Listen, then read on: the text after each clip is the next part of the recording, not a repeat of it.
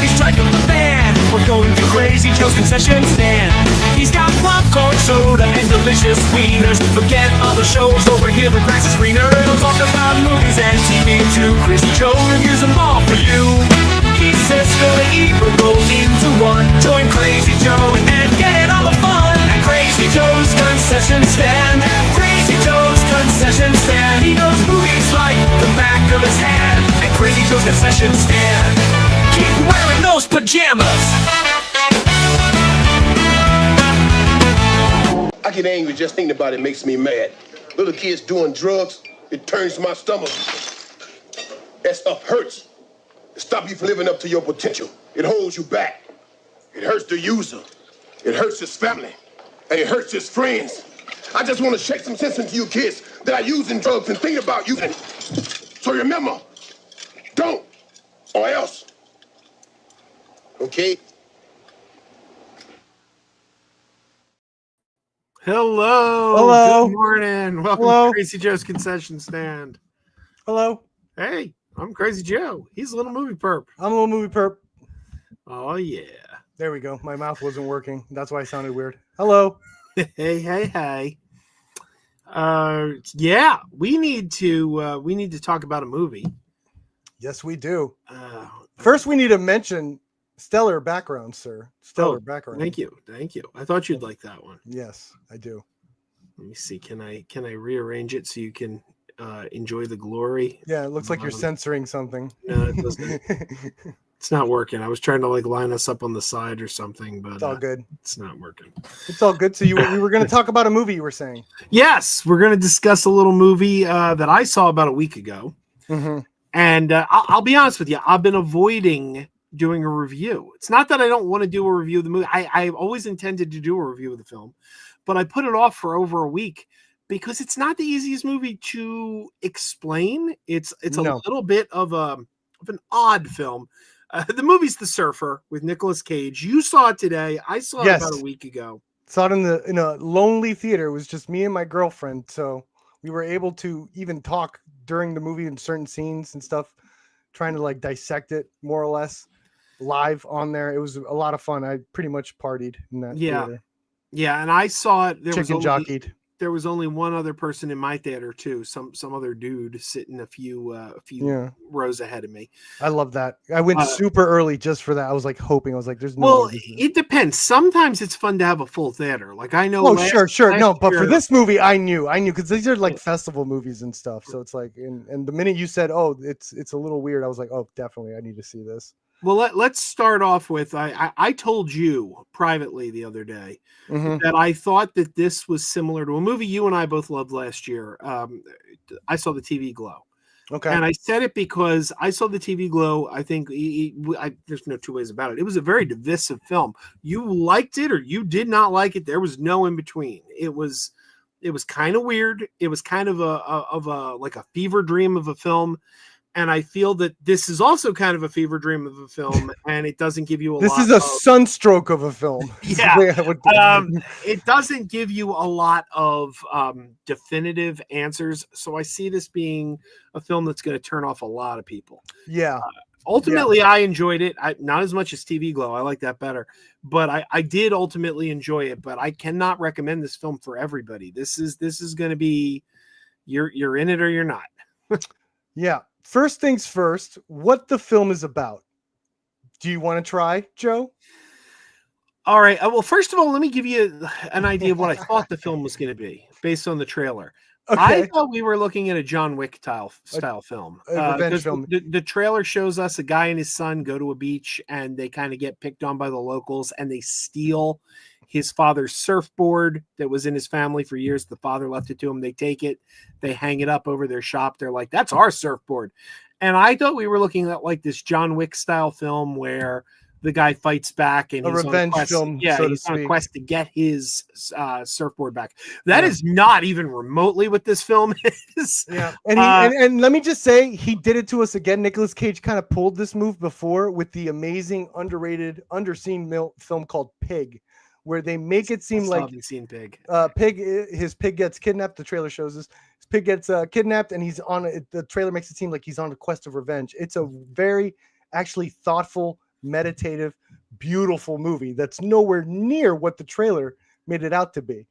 And he did it again in a way with this one. I kind of agree with Joe, where, well, I do think it did provide what the trailer was offering. It did provide like the setup, right? Of like this guy's taking his son, he's dealing with to this beach.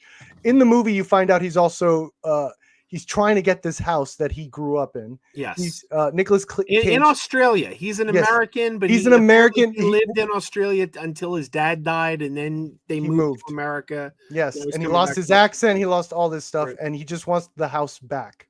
And he's been the movie throughout the whole film. He's trying to get his broker to get the money together to get that house, and the house is right there in view, and the whole movie takes place in this beach and beach parking lot. Yeah, the whole entire film. If I could just take one, I don't want to tangent us too far here, but I do just want to point this out. James Borland is saying, funny enough, I saw the TV Glow tonight. It's a great movie about nostalgia and how it can affect some people. Now, this is part of the reason I saw the TV Glow, because that it is a film that's very much open to interpretation. That is not how I took the film. I know that's not what the director was trying to say, because I've read interviews, but I love the fact that this movie affects people in different ways and people take different things from it. Like, I think it's not what I saw in it, but I think that's very valid. I don't know. So. I think there's lots of like sub themes, and I could totally see that sort of being contextualized in there for certain parts I saw. So I think it's a valid thing. But James, I think what Joe's trying to say is, like, if you look deeper into the film, there's so many like avenues where it takes you in terms of like what the metaphors and all these different like theories and ideas that are very wonderful. It's not, it goes beyond that, but that's a theme that's in there too. That's the strength of the film. Like, everybody comes away with something different from it. And I don't know, but I don't want to tangent on TV Glow. We talked about that movie so much last year, but yeah, we did. Yeah, so he comes to this beach to buy the house, and he has a conflict with the leader of this surfer gang on the beach, who is played by Julian McMahon.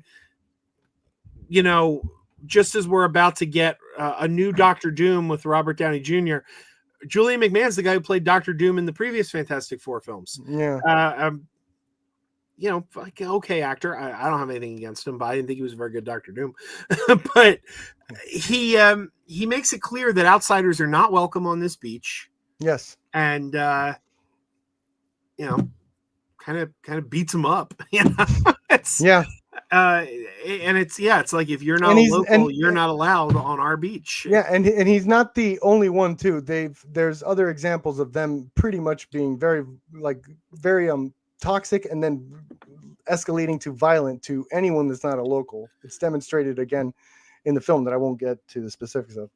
But I found it to be a very interesting, awesome setup, and the style of it, the editing and all that was like the cinematography was magical. That's the first thing I'll say. It's that the music is almost inspired by like 70s style. I want to say like fantasy. Like there was a certain I don't know what to call it. This light angelic type of music that was going on. Again, because they're showing this whole perspective, and Nicolas Cage actually has a very kind of touching monologue of what the surfing means to him. It's very early. It's like the opening monologue. So you get a perspective very early of how much surfing and how much he wants to show his son. Like, he has this all mapped out, right? This minor spoilers. It's just the beginning. Nicolas Cage isn't even ever given a name. Like, he's just the surfer. The credits just list him as the surfer. We never find out this character's name. Yeah. So the way he sets this up is that he's buying this house. He takes his son in, and he wants to show his son the house because it looks perfect when you're surfing in this certain area that he's not allowed to do, which is the setup. Where the movie goes from there is very interesting. That's where it diverts from what you think is going to be the classic, kind of like Straw Dogs. I would say not so much John Wick, but something like Straw Dogs, where it's like the average man is taken to extremes. And then, you know, you don't know like how hard you'd go to protect your family, that type of thing. it doesn't really go that way. It kind of does, but it subverts it and it goes another avenue.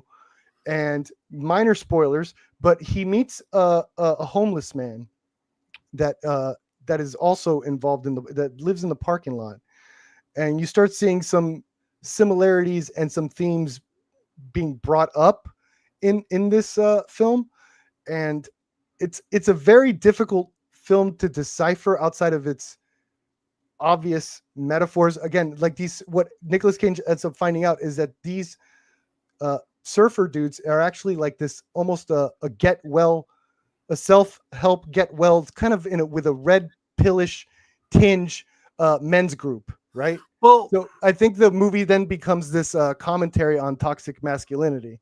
Well, I also I don't I don't want to give spoilers away, but I think one of the interesting things about this film is it leaves you guessing as to what is true and what isn't true. Mm-hmm. There are moments where things presented to us, they may not be as they seem. Like from one moment, it may seem one way, then the narrative shifts and it's another way. And you're kind of left with which of them is real? Which of them is real? Is Nicolas Cage going crazy? Is he losing his mind? Is some of this stuff actually happening to him? Yeah. Or is it in his head? And it doesn't give you all the answers. And I think that's going to frustrate a lot of people. Butts Unplugged asked, do you recommend the movie?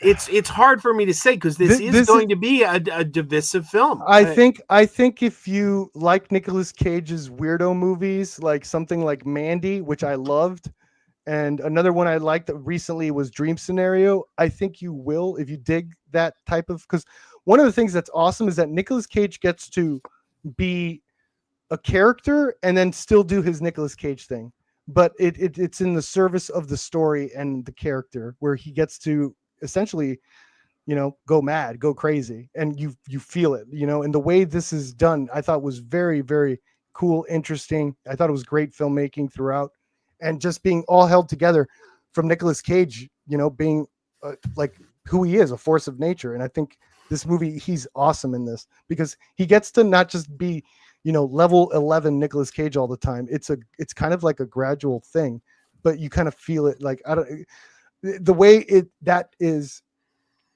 goes with the meta, like with the themes it's dealing with, I thought was very, very well done. I think this movie I highly recommend it if you're into like the weirdo Nick Cage arc that he's had recently. I think it's been phenomenal, where it's almost like he's been embracing the meme a little bit of who he is in terms of how people, at least his perception, public perception, and then making these artistic movies through that. And I think this is definitely one of them. My recommendation is, if this movie sounds interesting to you, by all means watch it. I can't guarantee you're going to like it because, well, you can't make that guarantee with any movie. But this one especially is going to divide people, but you're not going to know until you see it. And I think if this sounds interesting, give it a shot. To answer Lisa, she asks, is it filmed in Venice, California? It was not. It was actually shot in Western Australia. Yeah, it felt Australian. Yeah. The ocean itself was like this particular blue that was gorgeous. I really liked it. It's an interesting film, though. I mean, I enjoyed it. I definitely enjoyed it. Yeah. I don't know how much rewatchability this film's going to have.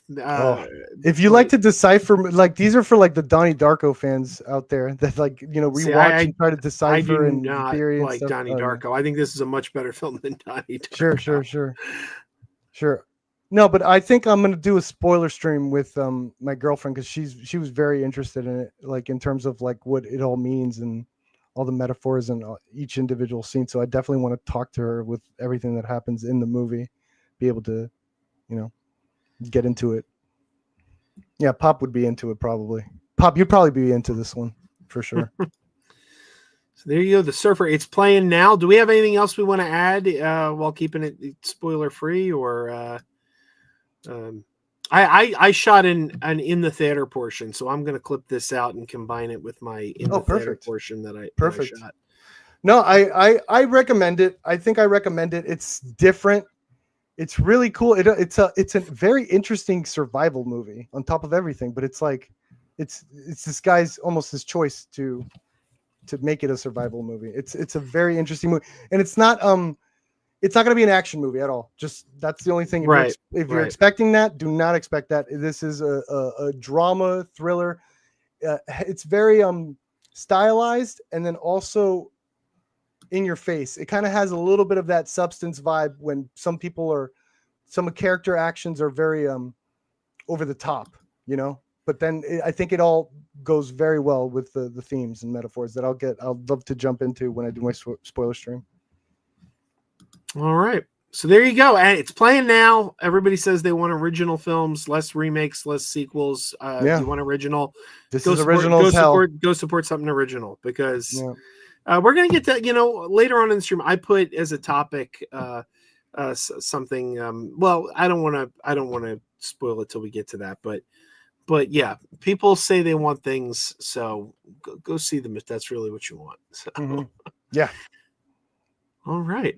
Should we take we kind of been neglecting the chat a little bit. Should we take a look at the chat here? It's your show today, Joe. All right. Let's see. James says, hello, Joe. Long time no see. I saw Guess Who's Coming to Dinner yesterday. It's a much better anti-racism film, unlike The Help, which isn't bad, but the ending bugged me. I've never seen The Help, but I like The Help. I thought it was good. Obviously, it's a classic. Hello, like the cake scene. Jay Casale's here. So the audience is the problem with movies today. We will discuss that, man. We will discuss that. Are they? James saw the Minecraft movie. Thank God my theater had nobody throwing party during the chicken jockey scene. Now available for streaming at home, so you can now trash your own home and throw rotisserie chickens. Bobby's here. Good to see you, Bobby. Reggie is here. Hello. And of course, Lisa's here. Did I catch everybody? Pop. Counterculture. Loves deciphering movies. There we go.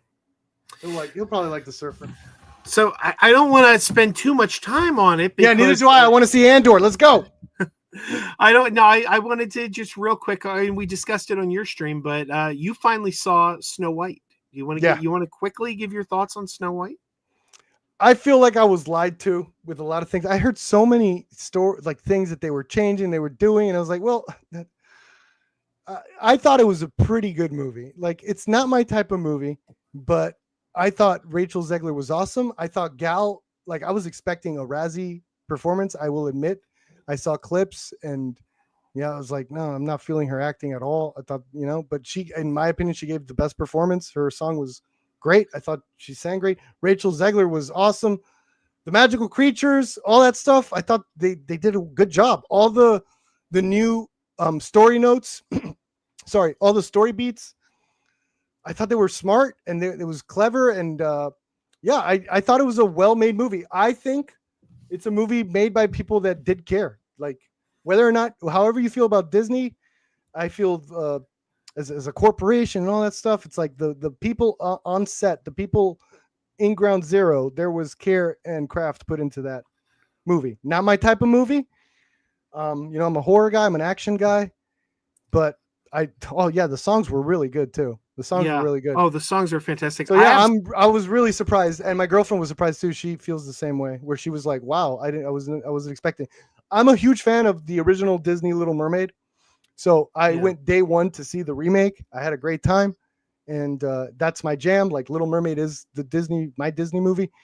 I would say this is better. This Snow White was better than that remake. I think I'm a fan of that one. I think this is absolutely the best of the Disney live action remakes. I think it's a fantastic movie. I've seen it 3 times. My whole family is in love with the film. I took them to see it, and my wife walked out and said that was magical. Those were her words. Yeah. I like it. I mean, it's not it's not going to make my top 10, but it's just it's for kids, man. It's fine. Yeah, we're only 5 months into the year, but I'll tell you, it's on my short list. Sure. If I'm picking my top films of the year so far, it's on there. Good. So, yeah. All right, but and if you want to hear more Perp's thoughts, he talked about it at greater length on his last stream. So go over to Little Movie Perps. I go through every like lie I heard about it. And I was like, wait, that didn't happen, or this was not there's true. a lot of dishonesty. Oh, and I'll tell you something else. A lot of the trolls are out there telling you like this is the worst movie ever made. Not only is this a great movie, and not is it not the worst, it's good. It's legitimately good.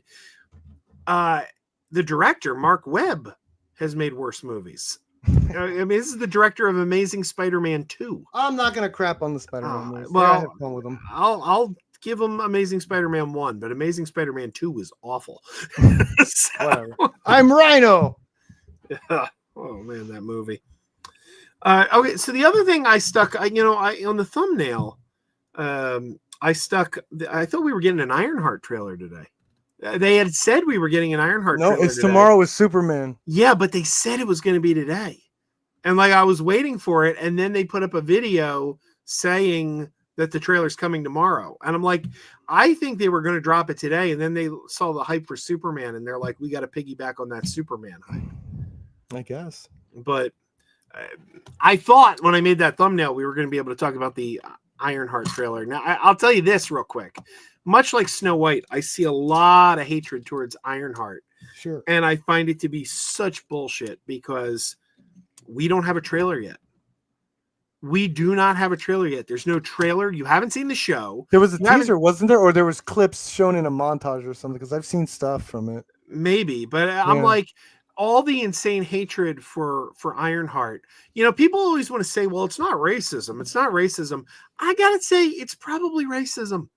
Because if you haven't seen the show and you haven't seen the trailer for the show and you already have an intense hatred, something's driving that hatred, and it's not the show because you haven't seen anything from it. I mean, am I off base there? Probably. I mean, probably not. Sorry, no, I don't know. I'm saying probably. I agree. I don't know what people. There's been so much Marvel stuff, like Marvel hate and stuff. That's like, I don't know. I always assume people are not gonna like stuff until they see it now. Like it's not the other way around. Yeah. So you got to get going. You can't stick around. You got to. Yeah. All right. Can we do one more topic real quick then? Please. This is going to be the kind of stream that pisses Taladia off because Taladia is going to be like, "You didn't go an hour." Taladia gets very bent out of shape if you don't make an hour. Yeah, he works hard for his content. He wants to see everyone, pulling. Their see, that's the thing. We're not network television. We don't have to fit into an allotted time slot. We can go as long or as short as we feel like. Hell yeah, Joe. So don't I know it? I'm trying to change up the YouTube game too. I'm doing a reviewsicle. Yeah. I went in on that, by the way. I gotta see how I'm gonna work this out. All right. The last thing I put in the thumbnail is yes. I said yes, I will blame the audience. And this is a throwback to several conversations we've had on MME, on Max's channel, where Max keeps saying you can't, like when movies fail, you can't blame the audience. You can't blame the audience. No, I say you absolutely can blame the audience because they're the ones, they're the ones buying the tickets. I mean, it's like if a movie is not good, if a movie is not good, that's one thing. But when you can blame the audience. Well, technically, we're blaming the audience for that. They didn't want to go see it because it's a bad movie. It's still the audience's fault. The movie bombed, right? Well, that's the thing. Well, for one thing, audiences don't know if a movie's good or bad. Until they see it. Yeah. But like, let's take the constant thing we keep hearing about. Well, we want original films. No more remakes. No more sequels. We want original films. Then these original films come out time and time again. There's so many original films out. So people keep saying Hollywood's creatively bankrupt. There's nothing original. No, original films are coming out all the time. No one's going to see them. Well, who do you blame? You're going to blame Hollywood? They're making the movie. They're making what you asked for. You're saying we want something original. They're giving you something original. Yeah. If you're not going out and supporting it, who else are you going to blame? Of course you got to blame the audience.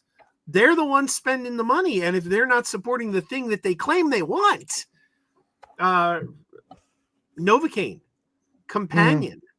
These are just a couple. The Surfer. Surfer's good, a weird movie. I don't think that was ever going to be. Yeah, that wasn't ever going to be a huge hit. But Companion could have been a big hit. Like it should have been a big hit. Should have been. Yeah, I think I thought it was very accessible. Normally, a lot of the movies I see that I love are very, for me, mostly. The Surfer's like one of those jams, right? Yeah. But like something like Companion, I thought it was like, what was great about it is like it felt so accessible. Like it's gonna sound weird, but it could fit in the Marvel universe, is what I'm saying. Like the way they were using the technology, very understandable. It had mainstream appeal with how the plot reveals were being done. It was a fantastic movie that's easily accessible. It should have been a hit. If we're all about quality, should be making money. That should be one of the top movies of the year right now. Yeah, Sinners level. And the argument we keep hearing is, well, nobody saw those movies because they weren't good. And well, again, the argument is, how are you going to tell me something's not good that you didn't see? What are you basing that on? You didn't see the film. And half the time these films do have good critical reviews. And if you go to the verified audience score, it's a strong verified audience score. So they're making good movies. Mm-hmm. Just not seeing them. Yeah. And I saw another one the other day, The Ugly Stepsister, and it's like substance level, like good in terms of the horror and the body horror and like the themes and stuff. And yeah, that was a foreign film, right? Wasn't that a foreign film? Yeah, it was a foreign film, but it came out this year. It's like, here's another great film this year that is just like came and went. Now it's on Shudder, and it's like one of my favorites of the year so far. Yeah, it's a shame. And the thing I keep hearing is, oh geez, I lost my train of thought, unfortunately. Jeez. I keep hearing people say like, well, these movies aren't good. And it's like, well, I don't know where you're coming up with that. These movies aren't good. I think there's a lot of good movies. We have, as the audience, why we say we blame kind of the audience is, go ahead. You found it? No, I was going to say the other thing we keep hearing is, well, you can't blame the audience. It's the marketing. Now, you and I have talked about marketing before. I think marketing is the biggest boogeyman there is, because I don't know what kind of marketing these people want. You've got trailers, you've got TV commercials. Yeah. Like, what magical marketing are you looking for? And the example I gave last week on MME is Revenge of the Sith. Revenge of the Sith came back to theaters a couple weeks ago. Yeah. Did very well. There was no marketing. There was no trailers. There was no commercials. And Max goes, well, they promoted it at Star Wars Celebration in Japan. Okay, we're not all in Japan. Like, we're not all at Star Wars Celebration. The majority of the people did not see the promotions in Japan. Somehow the word got out there. So it's like movies that have more of a presence in marketing, you're saying have bad marketing. But a movie that's got a smaller presence comes out, does really well. And I don't get this whole marketing thing. Like, what more do you want? Like, I kept hearing Shazam 2 had no marketing, but there was a trailer literally every time I went to the movies for 6 months on that movie. No, there's a lot of if you go to the theaters, like I saw that Drop trailer like so many times, and that movie didn't do well. And that was a good movie. That was another great movie nobody went to see. Yeah, I was out of town that time. I couldn't go. That's already on PVOD. Yeah, I got to check that one out. Another one, sometimes I don't have time, but I see a lot of movies that is like, oh, well, Hard Eyes was good too. That didn't do that well. So for some reason, I thought you didn't like Hard Eyes. I'm getting. I know I did. I did like Hard Eyes. It was the third act I had a problem with a little bit, but I'd recommend it still.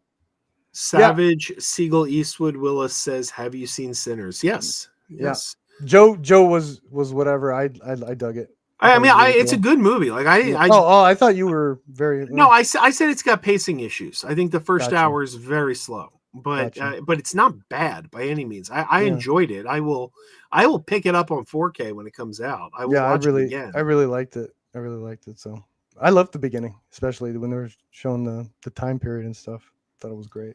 Yeah, Butts Unplugged said people prejudge movies on other people's reviews instead of watching them. I know somebody. I spend too much time on Facebook. I really got to break away from Facebook. But someone on Facebook said, there's no new movies. It's all creatively bankrupt. And I responded, and I listed all the original movies that were playing in theaters at that time. And it was like 20 movies. And they were all movies playing now. Yeah. And the guy's response was, they all suck. They all suck. I know. Because they got nothing. And now everyone's lying to themselves now about it. I feel like there's a collective, like, it's just a trend almost. It's just popular to hate on movies. Whatever. Yeah. Oh yeah, So- Mickey 17's another one. That was an original movie, and I Yeah. dug the hell out of that one, and that did not do well in the theaters. Yeah, I wasn't crazy about Mickey 17. Mickey 17, by the way, I somebody dug it. asked a question a little while ago. I'm going to tie it all together. Mickey 17 reminded me of an episode of Deep Space Nine. So, I thought Deep Space Nine did it better. There was an episode of Deep Space Nine where the character Wei-Yun had multiple clones at a time. Yeah. And I felt like I'd seen that before, and I'd seen it done better. Yeah. Not an awful film. Like I didn't hate it, but I would consider that. I know it's based off of a book, but I still like consider when Hollywood takes, and it could be a psychological thing. For some reason, when they take books, I can still like kind of consider that like, oh, it's an original film, like even though it's based on a book.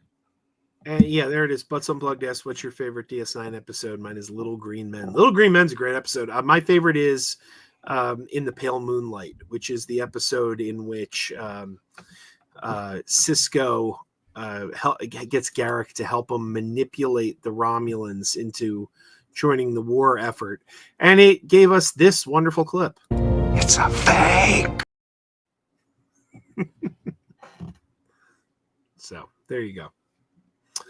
All right, I don't want to hold Perp up. I know Perp's got an appointment with Andor. I'm probably gonna fall asleep now. I'm kind of tired. Oh, I'm sorry. Is it my fault? No, I wanted to talk about the surfer. Too long, man. I wanted to talk about the surfer, so I needed to do this.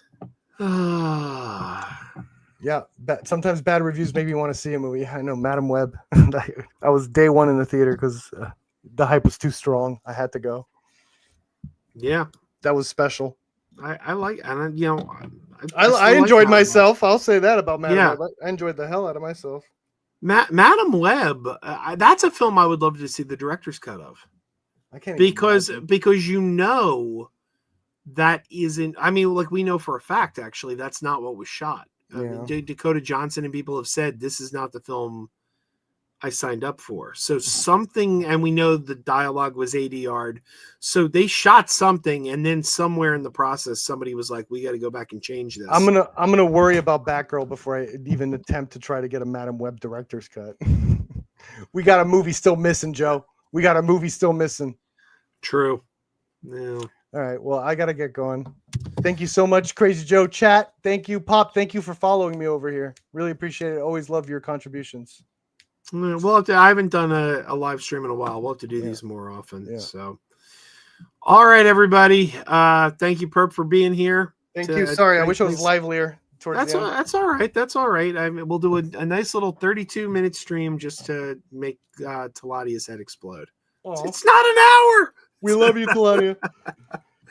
All right, everybody. Keep wearing those pajamas. Bye. Keep wearing those pajamas with the plastic feet. Keep wearing those pajamas. Tell everyone you meet. Keep wearing those pajamas with the back door flap. Keep wearing those pajamas. Don't open, it's a trap. Oh no, it's a trap.